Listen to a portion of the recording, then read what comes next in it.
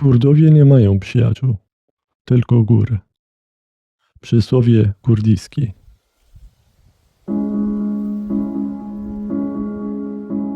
W filmie kamera zawsze wie, za kim podąża. Pokazuje twarz tej osoby, wokół której skupia się cała opowieść. Jej walkę, zwycięstwa i upadki. Wszystko wydaje się jasne. Niemal od pierwszych minut wiemy, kto stoi w centrum kadru. W życiu nie ma takiej kamery, które od razu wskazałyby nam główną postać. Najważniejsze osoby często nie znajdują się na pierwszym planie, lecz pozostają poza kadrem, niezauważone przez lata. Choć bez ich niewidocznych decyzji żadna historia nigdy by się nie wydarzyło. Niełatwo rozpoznać, kto naprawdę stoi w centrum, bo wszystko zależy od perspektywy. Z jednej strony jest matka, która samotnie idzie przez siebie, nosząc na plecach życie swojego syna. Z drugiej ojciec, który w górach walczy o przetrwanie rodziny, próbując chronić tych, których kocha najmocniej. A czasem jest jeszcze ten, którego nie szono. Być może najgłębsza tajemnica ludzkiej historii kryje się w tym, że czasami wszystko wydarza się dla kogoś, kogo z żadnej perspektywy nie można było jeszcze dostrzec. Kogoś, kto jeszcze się nie pojawił. Pokolenia pokoleniu, wybór po wyborze, ludzie przygotują miejsce, nie wiedząc jeszcze dla kogo to robią. I dopiero po wielu latach pojawia się ten, dla którego całe wcześniejsze historii nabiera głębokiego znaczenia. Wtedy widać wyraźnie, że każda droga, każde cierpienie, każde poświęcenie i wszystkie drobne gesty od samego początku były częścią większej opowieści prowadzącej właśnie do niego.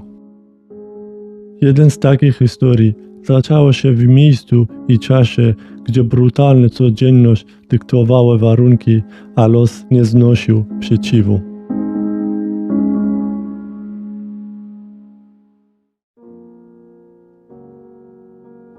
Był rok 1974. 14-letnia dziewczynka poznał 13-letniego chłopca. Oboje byli młodzi, z dzisiejszej perspektywy niewyobrażalnie młodzi. Jednak w tamtej kulturze i epoce był to rytm życia, które przez pokolenia uznawano za naturalne. Niedługo potem, jeszcze w tym samym roku, zostali mężem i żoną. 2 lata później, w 1976 roku, na świat przyszedł ich pierwszy syn. Potem życie zaczęło się odmierzyć czas z niemal zegarmistrzowską 2-letnią precyzją. Drugi syn urodził się w 1978 roku. Pierwsza córka w 1980, trzeci syn w 1982, a po nim jeszcze 2 córki w 1984 i 1986 roku. Rodzina wyglądała, jakby Bóg sam nakreślił w niej idealną harmonię. 6 dzieci, 3 synów, 3 córki, ojciec i matka. Razem było ich 8. Czy komuś potrzebne było jeszcze 9? Z ludzkiej perspektywy wszystko wydawało się już ułożone, a rachunek życia zamknięty.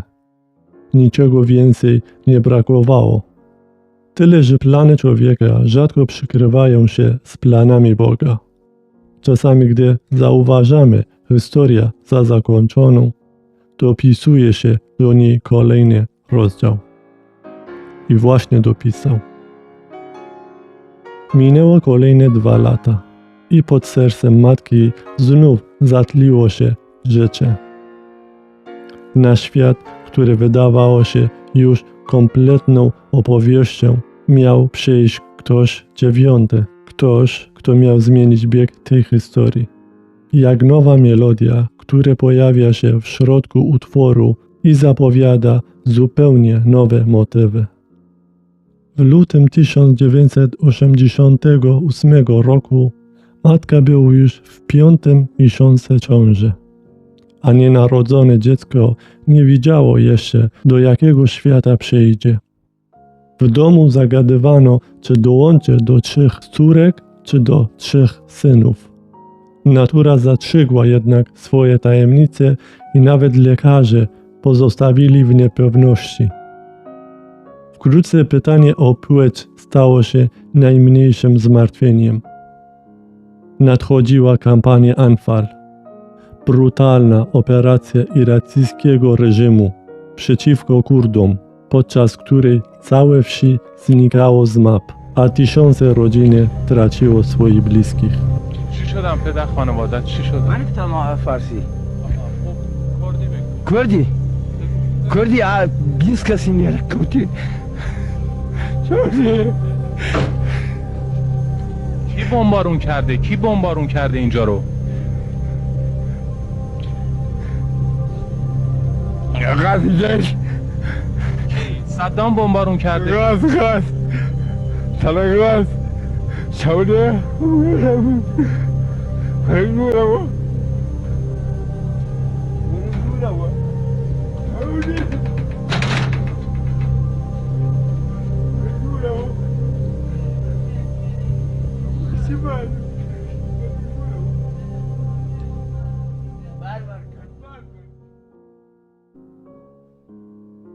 Początkowo wojna toczyła się gdzieś daleko, poza ich codziennością, lecz z każdym dniem zbliżało się coraz bardziej. Wojsko otaczało kolejne miejscowości. Ludzie z dnia na dzień tracili poczucie bezpieczeństwa, nie wiedząc, czy następny świt zastanie ich jeszcze we własnym domu. Rozdzielono rodziny, znikały całe społeczności, a cisza w upuszczonych wsiach mówi więcej niż słowa. Pewnego dnia w samym środku tego niepokoju ojciec wrócił do domu zmęczony i zatroskany, niosąc miesiące przedział żywności. Racje wydawano wtedy według liczby osób zagłoszonych w urzędowych rejestrach. Matka zaczęła układać jedzenie na stole, lecz po chwili się zatrzymała. Przeliczała wszystko jeszcze raz. Jest jego za dużo. To nie jest przedział na 8 osób, powiedziała. Ojciec spojrzał na nią spokojnie. Jest na 9. Rejestrowałem nasze nienarodzone dziecko. W jej głosie zabrzmiało niedowierzenie i lęk. Jak można rejestrować kogoś, kto przyjedzie na świat dopiero za 3-4 miesiące? Jeśli urzędnicy się dowiedzą, mogą nas na to ukarać. Poza tym, przecież jeszcze nawet nie wiemy, czy to chłopiec, czy dziewczynka. Ojciec zamilkł. Nie było to milczenie człowieka, który szuka odpowiedzi, lecz kogoś, kto przez wiele godzin, a może nawet dni, rozważał wszystkie konsekwencje i podjął już decyzję, z której nie było odwrotu. Spojrzał przez okno na wiatr poruszający gałęziami drzewa za domem. Kiedy odezwał się ponownie, jego głos był cichy niż zwykle. Wkrótce włożę mundur i wrócę w górę. Jeśli nie wrócę, ta dodatkowa racja może pomóc wam przetrwać tej wojnie. Umilkł na dłużej, a jego dłoni zacisnęło się na oparciu krzesła. Myślał o odpowiedzialności, które każe działać, zanim człowiek znajdzie na nią słowa. Zapisałem dziecko jako chłopca i nadałem mu imię Daban. Tak nazywa się góra, która na mnie czeka. Tej samej nocy ojciec spakował najpotrzebniejsze rzeczy, pożegnał się z rodziną i wyruszył się w górę Kurdystanu. Wysoko, wśród surowych i niedostępnych szczytów czekała na niego służba, z której mógł już nigdy nie wrócić. Jedyne, co mógł zostawić najbliższym na wypadku najgorszego, leżało już na stole. 4 miesiące później, 4 czerwca 1988 roku, pośród tamtych niespokojnych dni, przyszedł na świat 9 rozdział tej opowieści. Chłopiec, który nie powitało ani spokoju, ani pewnością jutra. Zza okien szpitala dochodziło odgłosy ogarniętego wojną kraju. Nie był czas na świętowanie. Nie był nawet czas, by nacieszyć się jego pierwszym oddechem. Matka musiała szybko opuścić szpitala. Bezpieczeństwo było luksusem, na który nie można było czekać. Otuliła noworodka i zabrała go do domu. To świat, który nie miał dla niego ani ciszy, ani schronienia. To świat, który nie pyta o gotowość, lecz kładzie kolejny ciężar na ludzkich plecach i patrzy, co człowiek z nim robi. Zaledwie 3 miesiące później, 6 września 1988 roku, tamtych kampania ucichła. Ojciec wrócił z góry, zmęczony, odmieniony, ale żywy. Po raz pierwszy wziął na ręce syna, które przez 3 miesiące był dla niego tylko imieniem zapisanym w urzędowym papierze. Długo patrzył na niego w milczeniu, jakby upewniał się, że to, co kiedy zapisano w rejestrze, naprawdę stało się życiem. Minęło niemal 3 lata w cieniu głodu i nieustannego lęku. Wojna na chwilę przycichła. Ojciec był w domu, lecz prawdziwy spokój nie naszedł. Wiosną 1991 roku, po zakończeniu wojny w Zatoce Perskiej, wybuchło wielkie kurdyjskie powstanie, Raparin. Czas nadziei na odzyskanie wolności. Ojciec znowu włożył mundur i znowu wyruszył w górę. Po raz drugi musiał zostawić rodzinę z nadzieją, że los pozwolił mu wrócić do domu. Początkowo wiele ludzi wierzyło, że tym razem nadejdzie wolność. Te nadzieje szybko jednak zostały zdławione. Kiedy reżim odpowiedział brutalnym ogniem, w rzeczywistości osiągnęło swoje najciemniejsze punkty. A Kurdystan zmienił się w krainę uciekających ludzi. W ciągu zaledwie kilka dni ponad 1,5 miliona osób musiało opuścić dotychczasowe życie i ruszyć w stronę granicy. To wydarzenie zapisało się w historii jako wielki egzodus. Wśród tego niekończącego się, rwanego strumienia ludzkich istnień szła również ta rodzina. Ojciec wciąż był w górach. Matka została sama z 7 dzieci, nie wiedząc nawet, czy jej mąż żyje. W jednej chwili ich dotychczasowy świat przestało istnieć. Nie było czas, by spokojnie spakować rzeczy, zabrać pamiątki czy przygotować się na długą drogę. Ludzie wchodzili z domu w pośpiechu, zostawiając za sobą wszystko, co budowali przez lata.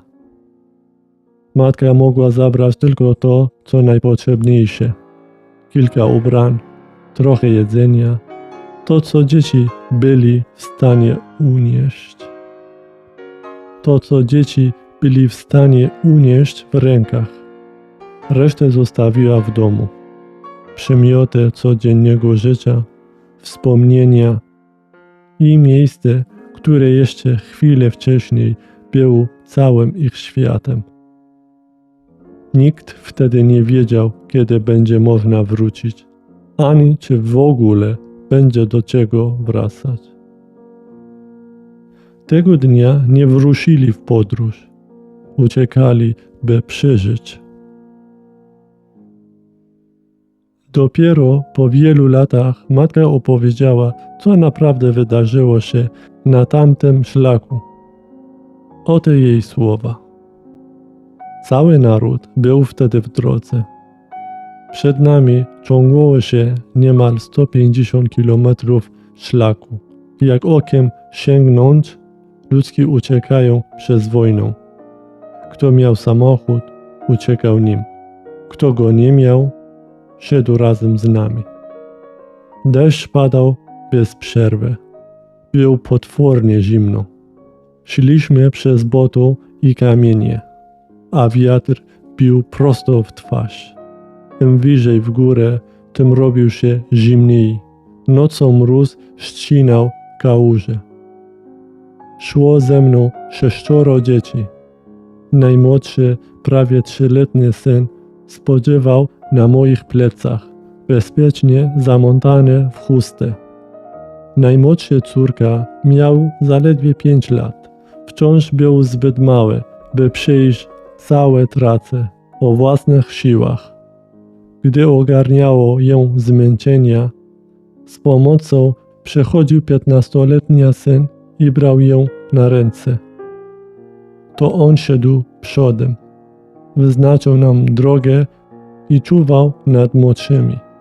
Ja zaś co chwilę upewniłem się, że wszyscy są z nami, licząc ich wciąż od nowa. 1, 2, 3, 4, 5, 6. Bywały jednak momenty, kiedy musiałem iść przez górę z 2 maluchów naraz. Prawie 3-letnim synkiem na plecach i 5-letnią córką na rękach. Nie było wtedy czasu, by myśleć o własnym zmęczeniu. Musieliśmy iść przed siebie.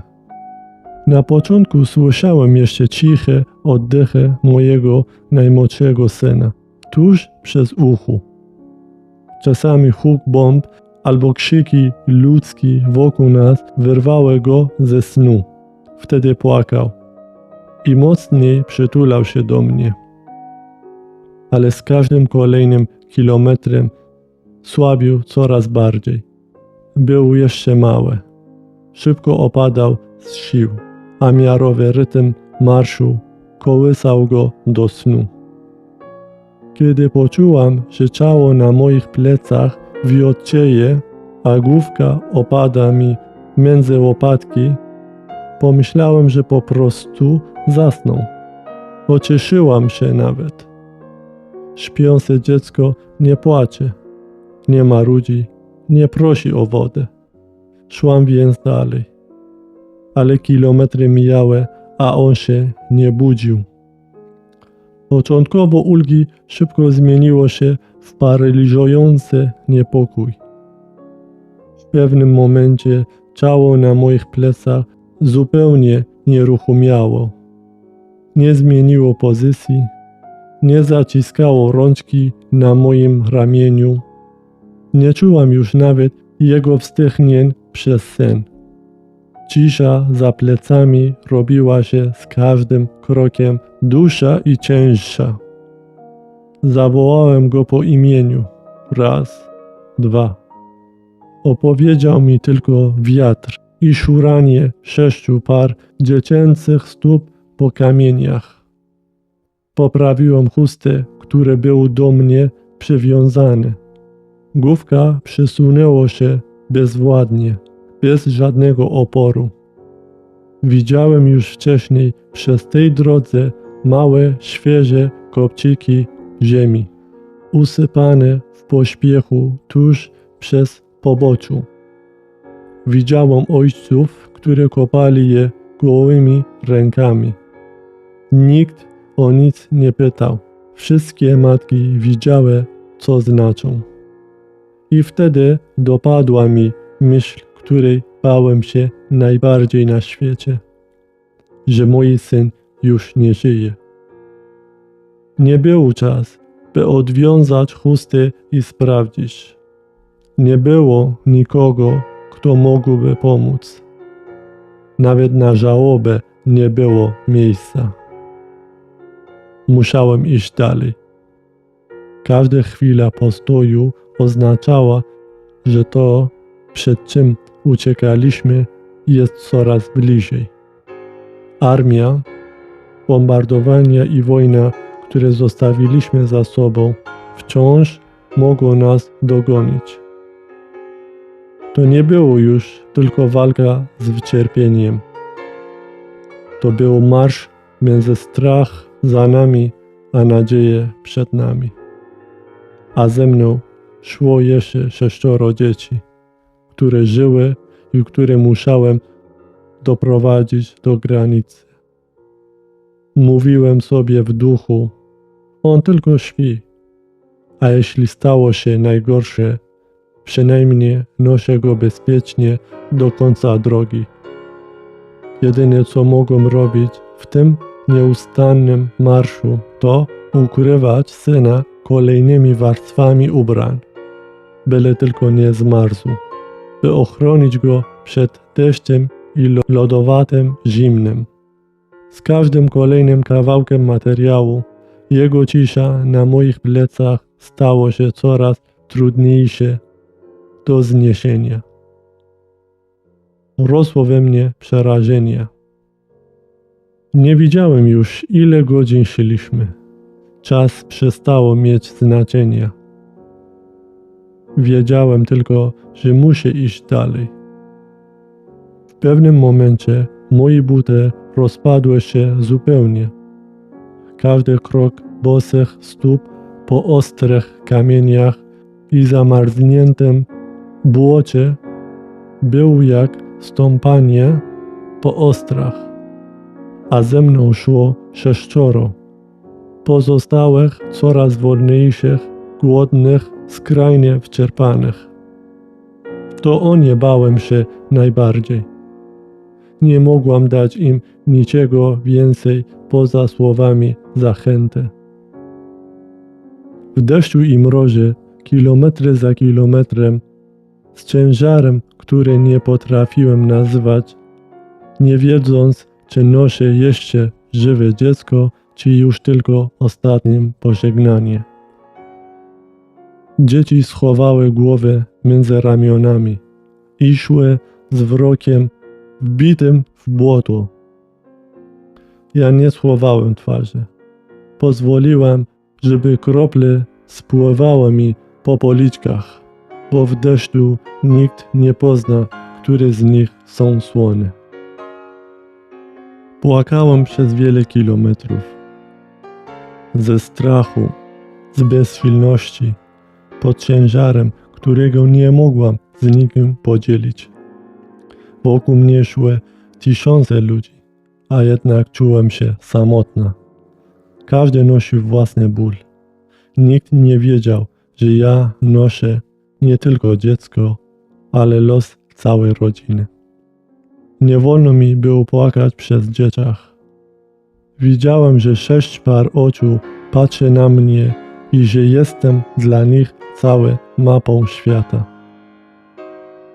Dopóki matka idzie prosto, może iść. Dopóki matka mówi spokojnym głosem, jeszcze kawałek, zatem górze odpoczniemy. Dzieci wierzyły, że droga kiedyś się skończy. Więc wprostowałem plece, na których spoczywał mój syn i zmuszałem swój głos, by pozostał spokojny. Gdzieś daleko w górach mój mąż trzymał w rękach broń i bronił swojej ziemi. Ja broni nie miałem. Miałem chustę i 7 dzieci, które musiałem przyprowadzić przez tę drogę. Toczyliśmy ten sam bój, każdy na swoim froncie. On bronił ziemię, którą musieliśmy opuścić. Ja chroniłem dzieci, które musiałem doprowadzić do bezpiecznego miejsca.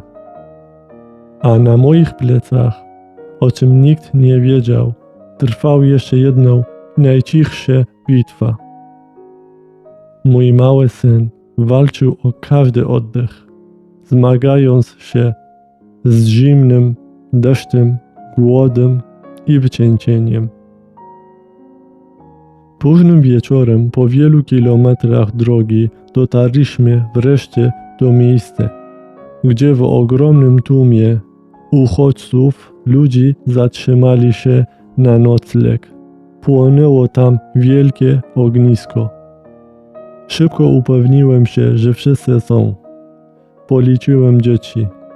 W gęstym ludzkim ścisku próbowałem za wszelką cenę przesunąć je bliżej ognia, żeby choć trochę odzyskało ciepło. Wokół nas płakały dzieci, dorośli i starsi ludzie. Całe zbocze płakało z głodu, z zimną, ze strachu i po stracie najbliższych.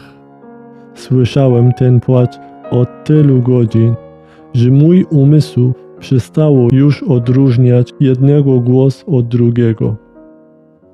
Aż nagle jeden dźwięk przybił się przez wszystko inne. Ciche, słabe, ledwie słyszalne, inny niż cała reszta. Nie odchodził z tłumu, nie odchodził z obozu, dochodził zza moich własnych pleców. Przez chwilę nie uwierzyłam. Pomyślałem, że to zmęczenie, że po tyle godzinach drogi mój umysł słyszy dźwięk, który tak bardzo pragnęłam. Ale płacz odzywał się znowu. Poczułam go całym ciałem. Tam, gdzie przez długie godziny był tylko cisza i bezruch. Drżącymi rękami odwiązałem chustę. Po tylu kilometrach znowu zobaczyłem twarz mojego syna. Był siny, z zimna, głodny, ledwie przytomny. Patrzył na mnie i płakał. A płacz oznaczał życie. Nie krzyknęłam, nie zerwałem się na nogi. Przytuliłam go i przycisnąłem go do piersi. Siedziłam bez ruchu, jakby każdy gwałtowniejszy gest mógł cofać tę chwilę. Jeszcze godzinę wcześniej szłam przez deszcz, przekonana, że noszę na plecach martwe dziecko. Teraz trzymałam w ramionach syna, którego urodziłam po raz drugi. Tym razem sama, nocą, przez nieznanym ognisku. Nigdy się nie dowiedziałem, co go wybudziło. Ciepło płomieni, ciepła moich pleców, czy ciepła Bożej miłości, tej, której nie sposób pojąć. Nie szukałem odpowiedzi. Tego dnia nie potrzebowałem żadnego wyjaśnienia. Wystarczało mi jedno, wiedzieć, że mój syn żyje. Przez wiele godzin otaczało mnie strach, zimno, głód, utarta siła i cisza, w której każdy człowiek nosił własne rozpacz. A jednak pośród tego morza cierpienia po raz pierwszy od tak dawna poczułem coś, czego prawie już nie pamiętałam. Ciche, kruche promienie nadziei, odnalezione w płaczu mojego syna. Do dziś, kiedy słyszę płacz dziecka, nie słyszę smutek. Słyszę życie. Słyszę nadzieję. Słyszę cud tego, że ktoś się nie poddał i wciąż walczy. Przy ogniu po raz pierwszy od wielu godzin mogliśmy się zatrzymać. Ogrzaliśmy ręce, przytuliśmy dzieci i zjedliśmy, co jeszcze nam zostało. Ta krótka chwila ciepła i spokoju była jak pierwszy oddech po długim czasie strachu. Jeszcze raz policzyłem dzieci, tym razem wiedziałem już na pewno, cała siódemka była ze mną. Mój mały syn, którego przez całą drogę nosiłem w niepewności, dał mi siłę, by wystać i zrobić kolejny krok. Przygotowaliśmy się do dalszej drogi, przebrałem go w suche ubranie, okryłam najlepiej jak potrafiłam, ułożyłam na plecach i mocno przywiązałem chusta. Przed nami wciąż była droga i granica, za której mieliśmy znaleźć schronienie. Poprawiałem reszcie, sprawdziłem dzieci po raz kolejny i ruszyliśmy dalej. Zmęczeni, głodni i zmarznięci, ale razem i żywi. Po wielu kolejnych godzinach marszu dotarliśmy wreszcie do miejsca, które miało oznaczać bezpieczeństwo. Jednak za granica wcale nie czekał na nas koniec cierpienia. Czekała obodze pełna błota, zimna i ludzkiej rozpaczy. Każdej nocy odchodzili najsłabsi, najczęściej dzieci. Widziałem kobiety, które każdego ranka budzili się z tym samym pytaniem, jakie towarzyszyło mi przez całą drogę. Czy ich dzieci przetrwają kolejny dzień? Widziałam ojców stojących w ciszy przed namiotami, ludzi, którzy stracili domy, lecz wciąż trzymali za ręce tych, które im pozostali. Widziałem dzieci bawiące się kawałkami drewna, jakby na chwilę próbowały zapomnieć, że wojna odebrała im spokojne dzieciństwo. Przez kilka miesięcy nasz dom pozostało tylko wspomnieniem. Żyliśmy poza nim, czekając na dzień, w którym będziemy mogli wrócić i odbudować to, co wojny na pewien czas nam odebrały. W końcu świat zobaczył to cierpienie. Na niebie pojawiły się samoloty z pomocą, a później zaczęto tworzyć strefę bezpieczeństwa. Po raz pierwszy od dawna uwierzyliśmy, że powrót do domu stanie się możliwy. Ludzie zaczęli wracać do swoich domów. My również wróciliśmy. Po niemal kilku miesiącach znowu zobaczyliśmy mojego męża. Powoli, krok po kroku zaczęliśmy odbudować życie, które musieliśmy zostawić za sobą. Nie odzyskaliśmy tego, co wojna zabrało nam na zawsze, ale odzyskaliśmy to, co najważniejsze – możliwość bycia razem. Z czasem nasz dom znowu napełnił się głosami dzieci, śmiechem i ciepłem, które wracało powoli, jak świt po długiej nocy. Kiedy mój mąż wrócił z góry i przekroczył próg domu, już nie na chwilę, lecz na zawsze, poczułem, że najgorsze mamy za sobą. Ja, która przez górę nosiłem na plecach swoje największy lęk, mogłam wreszcie odłożyć tamten ciężar. A dzieci, które wcześniej szły z wzrokiem wbitym w błoto, znowu biegali w polach, jakby wojna nigdy nie odebrała im beztroski. I w końcu całe nasze dziewiąta była razem. Mój mąż, ja i 7 dzieci pod jednym dachem, przy jednym stole, w domu, który po tylu latach znowu brzmiało jak dom. Dzień po dniu, cegła po cegła, śmiech po śmiechu. W tej jednej rodzinie była bezsilna matka, ojciec walczący mimo beznadziei, bezlitosne góry, przenikliwe zimno i 6 dzieci idące przez nieznane. A między nimi był jeszcze jedna cisza. Cisza małego dziecka, nieszonego na plecach mamy, ukrytego w rozkołsanej chuście, walczącego z mrozem, głodem i wycieńczeniem. Tym dzieckiem byłem ja. Kiedy po latach mama powiedziała tę historię, słuchałem opowieści o własnym życiu, o drodze, której nie pamiętałem, o chłodzie, którego nie czułem i o strachu, który przez tamte dni nosiła za mnie. Byłem zbyt mały, by zachować wspomnienia zimna, deszczu i lęku tamtej nocy.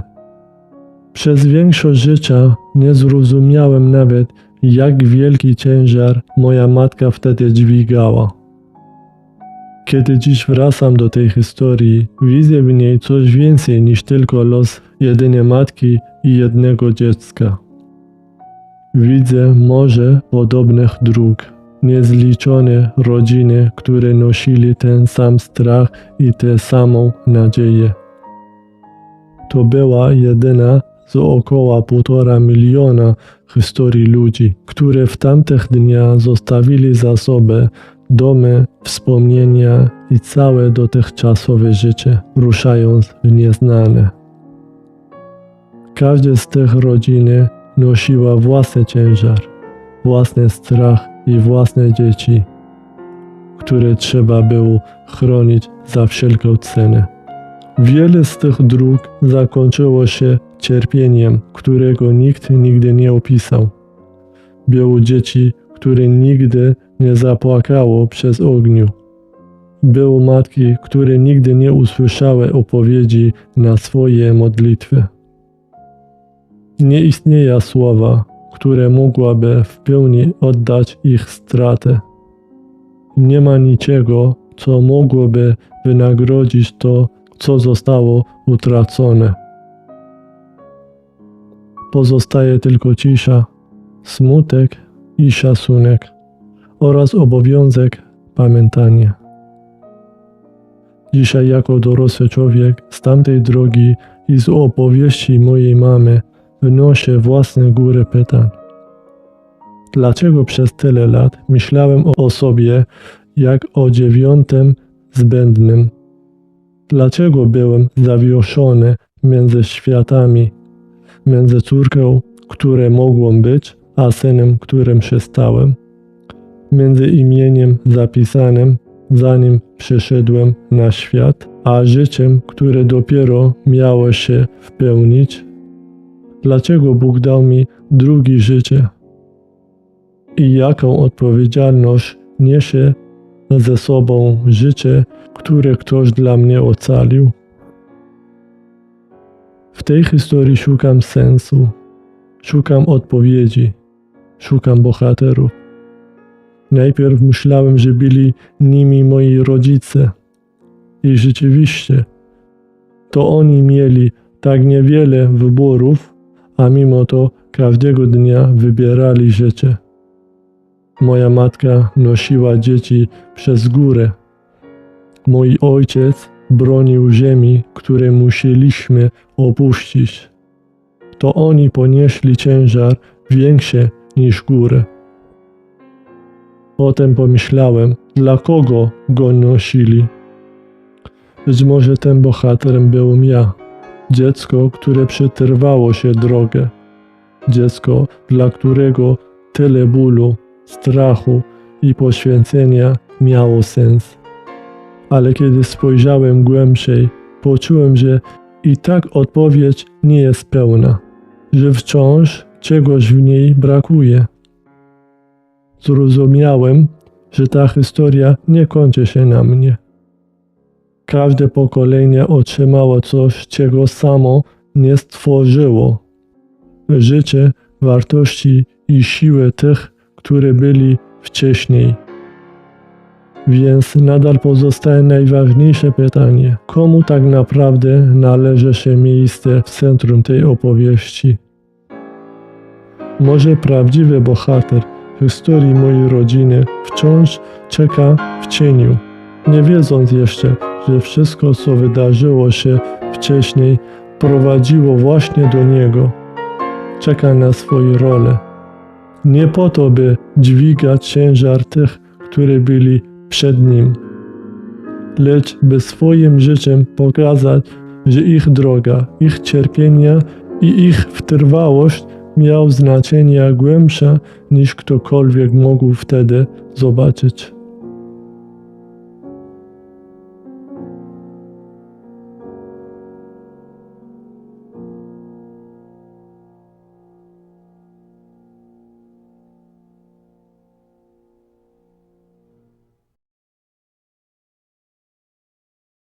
Cześć moja droga Ninko, to znowu ja, twój tata.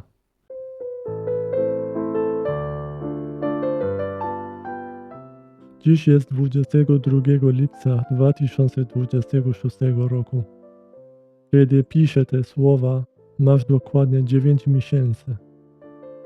9 miesięcy, tyle ile człowiek spędza pod sercem matki, zanim po raz pierwszy zobaczy świat.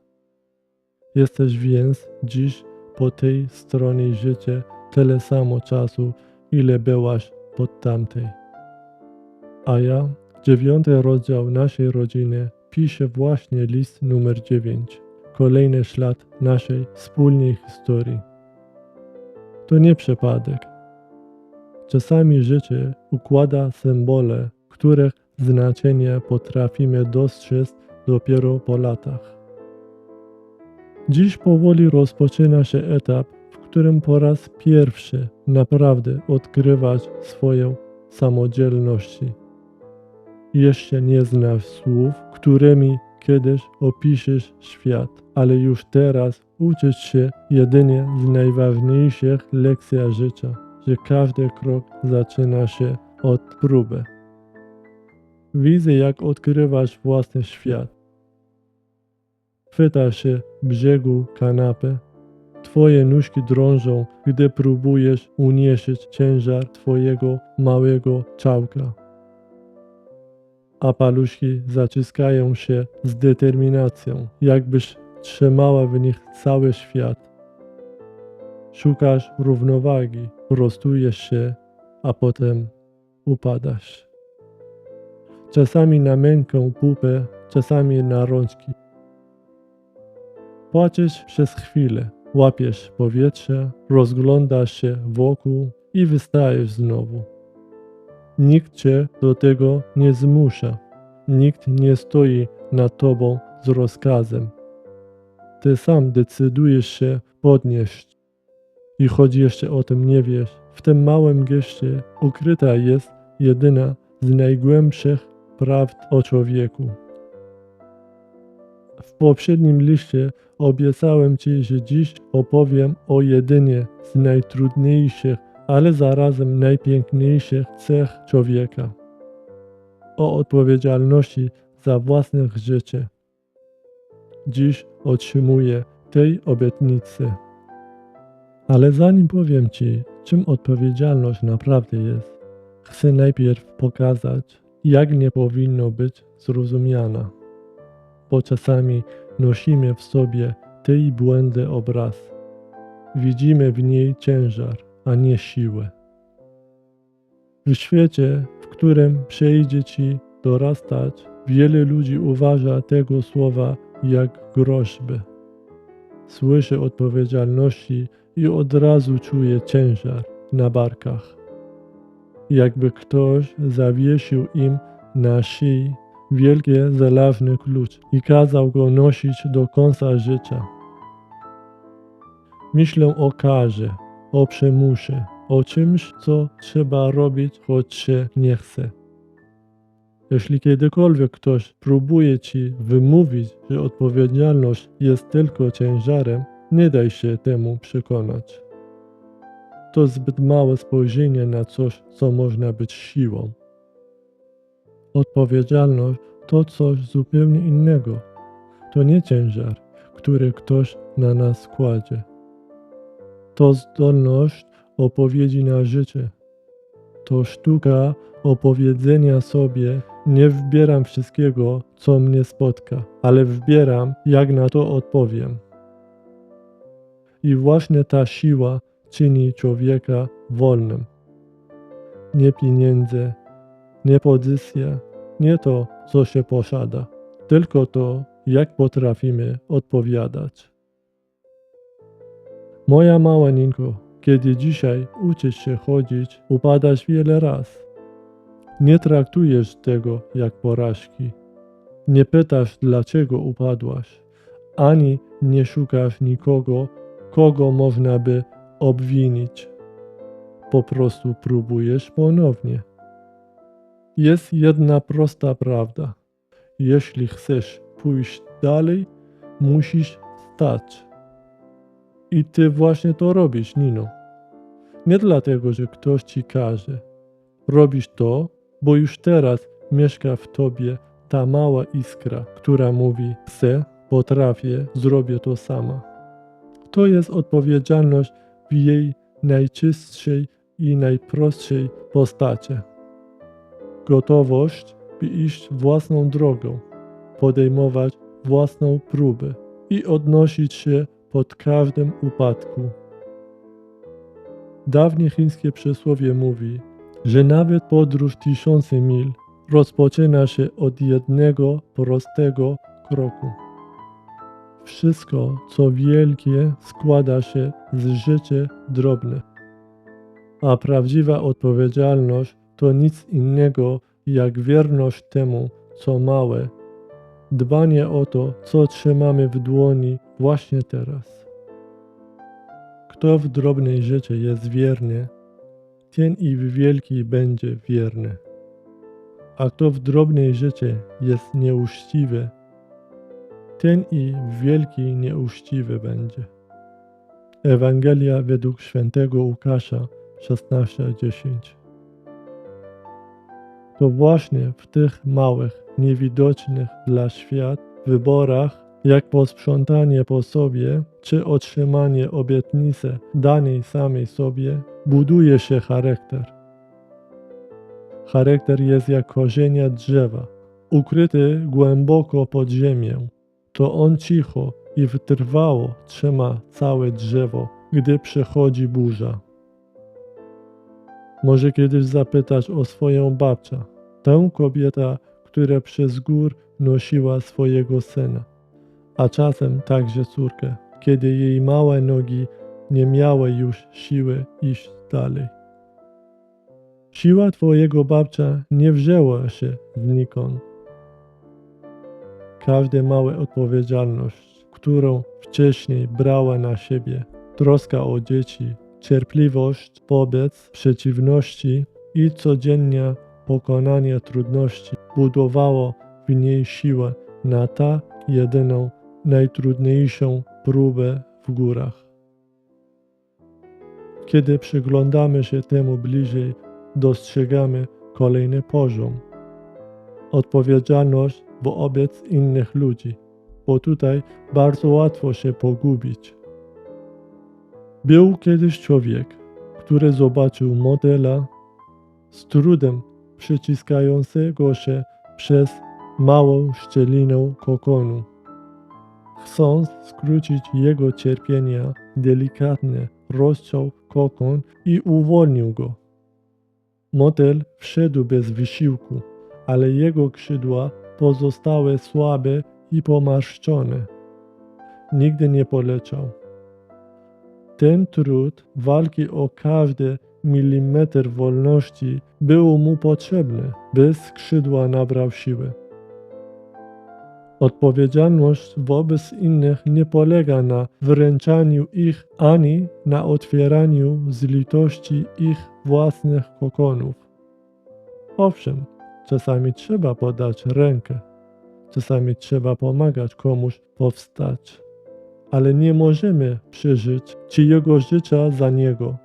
Każdy człowiek musi przejść własną drogą, bo tylko wtedy odkrywa siłę, którą od początku była w nim ukryta. Kiedy zabierasz komuś cały trud, możesz odebrać mu szansę, by sam poczuł, ile w nim siły. Odpowiedzialność wobec innych to przede wszystkim towarzyszenia, to pilnowania, by nikt nie zniszczył kokonu drugiego człowieka i pozwolenia mu, by sam przeszedł przez swoją szczelinę. To wymaga dojrzałego zaufania. Moja droga Nino, dziś wiem, że w Twoim życiu przyjadą chwile cierpienia, które będę przeżywał razem z Tobą, a czasem może nawet mocniej, bo serca rodzica inaczej odczuwa ból własnego dziecka. Wiem, że każda część mnie będzie chciała rozwiązać każdy Twój problem za Ciebie. Będę chciał zabierać Ci ciężar, usunąć przeszkodę i chronić Cię przede wszystkim, co może Ci zranić. Najtrudniej będzie mi stać obok i patrzeć. Wiem jednak, że gdybym robił to zawsze, odebrałbym Ci coś bardzo ważnego. Szansa, byś sama odkrywał własne siły. Dlatego pozwolę Ci stawić czoła własnym burzom. Nie dlatego, że będzie mi łatwo, lecz dlatego, że właśnie w ten sposób rodzą się odwaga, charakter i wiarę w własnych możliwości. Obiecuję Ci to. I jeszcze jedno Ci obiecuję. Nigdy nie będę daleko. Gdy zobaczę, że ciężar zaczyna się przygniatać, przyjdę bez wahania, by pomóc Ci odzyskać oddech. Rolą rodzica nie jest ani usuwać z drogi dziecko każdą przeszkodę, ani zostawić je samo z własnym ciężarem. Chodzi o to, by wiedzieć, kiedy zrobić krok w tył, a kiedy wciągnąć rękę. Nino, gdy kiedyś jako dorosła kobieta spojrzysz na te słowa, być może zrozumiesz, dlaczego nie próbowałem ochronić Cię przed każdą trudnością. Zobaczysz wtedy, jak wiele sił wymagało ode mnie to ciche towarzyszenie. Ile razy musiałem powstrzymywać własne dłonie, by nie rozciąć Twojego kokonu zbyt wcześnie. Zobaczysz w nich ojca, który każdego dnia uczy się kochać mądrze. Nie był doskonały, ale zawsze starał się być obecny, uważnie i bliskie. Wierzył, że największym darem, jaki może dać swojego córka, nie jest życie bez trudności, lecz odwaga, by potrafiła przez nie przejść. To właśnie jest najtrudniejsze zdanie rodzica. Pozwolić ukochana córka iść własną drogą, a jednocześnie pozostawić obok niej i być świadkiem tego, jak z odwagą mierzy się z trudami życia. Wiem, że dziś nie mogę prosić Cię o wsparcie ani o słowa otuchy. Bo kiedy nadejdzie dzień, w którym weźmiesz te słowa do serca, wszystko, z czym dzisiaj się mierzę, będzie już tylko wspomnienie zapisanym w Twoim przyszłości. Ale spokojnie, moja droga, dam radę. Nie poddaję się łatwo. Szczególnie wtedy, kiedy chodzi o Ciebie. Chcę, żebyś pamiętała jedną bardzo ważną rzecz. Człowiek, który potrafi wziąć odpowiedzialność za własne życie i za tych, którzy są mu powierzeni, jest człowiekiem dojrzałym, niezależnie od tego, ile ma lat. A jeśli kiedyś Ty też poczujesz zmęczenia drogą, które sama wybrałeś i za którą poniesiesz odpowiedzialność, zatrzymaj się na chwilę i pamiętaj. Zatrzymanie się nie jest zdradą własnej ścieżki. Jest jej częścią. Nawet nasze serca potrzebuje chwili ciszy między uderzeniami, by nabrać siły do dalszego bicia. Nie bój się takiej chwili, Nino. Nie każda cisza oznacza przegraną. Czasami największa odwaga nie jest biec dalej za wszelką ceną, lecz zatrzymać się, odnaleźć siebie i dopiero wtedy zrobić kolejny krok. Wiem, że są ludzi, które taką chwilę nazywą słabością, a zatrzymanie się porażką. Będę ci mówić, że zawsze musisz być silna, szybka i pewna siebie. Że wartość człowieka mierzy się tylko zwycięstwami, osiągnięciami i tym, jak wysoko potrafi się wyspiąć. Ale pamiętaj, że to nieprawda. Bo często ludzi nie widzą świat takim, jaki jest naprawdę, lecz takim, jakim nauczyli się go postrzegać. I właśnie dlatego dojrzały człowiek nie próbuje zmienić ani postrzegania innych, ani świat na siłę. Próbuje raczej nauczyć się patrzeć przez pryzmat prawdy i nazywać rzeczy po imieniu. Kiedyś sama zobaczysz, jak łatwo człowiek może gubić prawdę o świecie i o sobie samym przez ciche pułapki własnego umysłu, które potrafią zmienić nasze spojrzenie na rzeczywistości. Psychologia ma dla nich własną nazwę – zniekształcenia poznawcze. O tym porozmawiamy podczas naszego kolejnego spotkania. 22 sierpnia 2026 roku. Wiesz, Nino, przez długi czas myślałem, że listy, które do ciebie piszę, zaczęło się w dniu twoich urodzin. Jednak dzisiaj widzę wyraźnie, że ten dzień był tylko początkiem ich zapisywania. Teraz wiem, że był częścią większego planu Boga, że to On przeprowadził mnie przez tamte góry, tamtych strach i tamtę drogę, abym dziś mógł być przy Tobie i wspierać Cię przez życie swoją obecnością, pełną spokoju, siły i miłości, które będzie Ci towarzyszyć w tej podróży tak długo, jak pozwoli mi Bóg. Dlatego chcę, aby te listy pozostały czymś więcej niż tylko słowami i zapisami na papierze. Chcę, aby było mostem między naszymi światami. Dla Ciebie w przyszłości będą pamiątką i zapisem czasu, które razem tworzyliśmy. Śladem mojej obecności, do którego kiedyś będziesz mogła wrócić. A dla mnie tutaj, w mojej teraźniejszości, są miejscem, w którym uczę się razem z Tobą, moja mała Ninuś. Krok po kroku, miesiąc po miesiącu, list po liście. Wiem, że te listy nie są doskonałe i kolejne również takie nie będą. Jednak nie szukam doskonałości, szukam ciągłości. Bo czasem największą odpowiedzialnością nie jest tworzenie czegoś idealnego, lecz pozostanie wiernym temu, co zostało rozpoczęte. Moja miłość do Ciebie również nie jest doskonała, ale pozostaje wierna każdego dnia.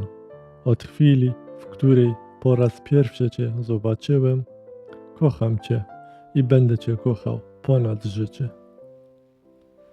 Twój tata.